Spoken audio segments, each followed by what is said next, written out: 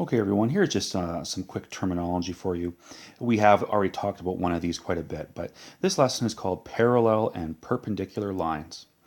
Some of this is going to be, I assume, very common sense for you. These are terms that come up, all the time in your regular life, on job sites in the future. But these are certainly words that come up quite often.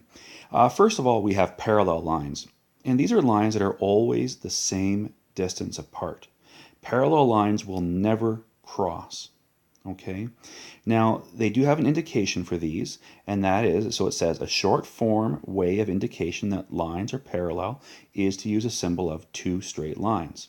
Now, so if you were to read the following, AB, line, two vertical lines CD, it would mean that line AB is parallel to line CD. So for example, if I did this to you right here, if I said this is A and this is B, okay, and if I said this is C and this is D, okay, they're parallel lines. Now, if you took out a ruler and actually measured this, the distance between these two lines is never changing. It is always the same. They are perfectly parallel, which means they run perfectly straight alongside each other. They will never touch, they'll never get further, they'll never get closer. So what you could say is, well, line AB is parallel to line CD, okay? Another way they do this, which is kind of written right here at the bottom, it says, arrows on lines are also used to show that lines are parallel. Now, why would they do that? Well, you see, if you're like me and you can't draw so well, if I were to do this, or I'm going to try my best. So if I draw that line, we'll call that one A, and we'll call this one B.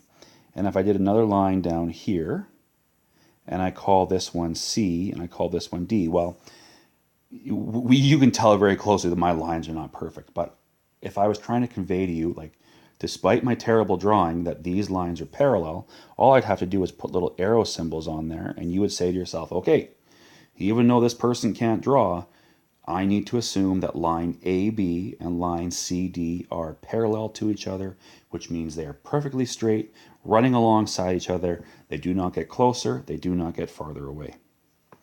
The next kind of line that we're going to look at is perpendicular. Perpendicular lines, we've talked about this already, are two lines that meet at a 90-degree angle.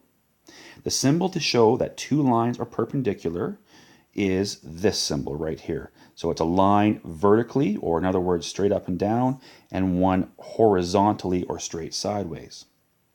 So if you wanted to say that line EF is perpendicular to GH, you would do the following. So if you have EF, that's a line, and you have GH, you would use this symbol to note that something is perpendicular. Another way that we know something is perpendicular, and we've covered this, is when you have that kind of box approach, because we know if you look at this angle from G to F, okay, so if I drew that a little bit bigger, so here is a ray, and here is another ray, here is your vertex. If you put that box right there, you know that you have 90 degrees. You also know that you have perpendicular lines. And what you're going to do now is simply use this information to identify parallel and perpendicular lines. Let's have some practice.